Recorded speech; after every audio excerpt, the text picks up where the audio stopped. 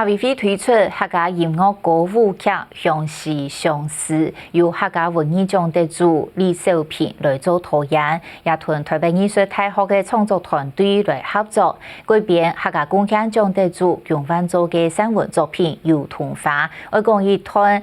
表示一个思念安尼嘅感情，李小平导演会带观众跳脱对油桐花发布也都会符合，会对2016年乡下感受到嘅人文感情来重新体验客家，也随去5月初8喜事会提苗栗、高雄、台北也都地区来演出。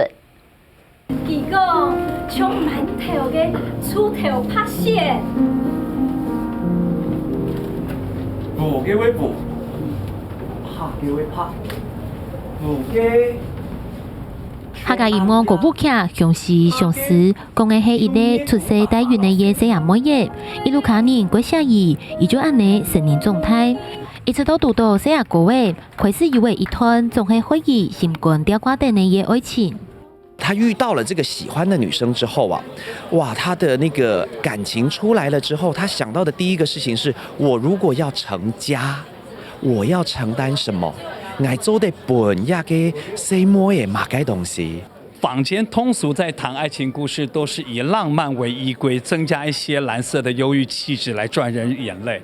可是客家好像不需要特别去赚人眼泪，它本身的这个族群里的共同记忆，就带着某种淡淡的忧郁。制作團隊對南到北去拜訪各地嘅客家莊，大幫去做田野調查，來尋韓國多位靈感，愛表現故事度空氣，影響間表現客家文化嘅方式改變體，唔係一般看到嘅發布嘅冇就油桐花，冇特別強調乜嘅係客家元素，唔過啲舞台背景係要戲服度空路看得到。我希望的是与时俱进的当下记忆，是应该在2016年我们对于客家文化这件事情塑造出来的一个综合的文化观感是什么？所以里面集了客家的文学、小说的取样、客家文学里面的诗词美、客家文学的客家音乐上面的一种重新被管弦乐演奏出来的，既有质朴的山歌情调，又有管弦化雅的气质。創新係必須嘅，漸漸用客家傳統音樂加上西方嘅現代嘅音樂來展現。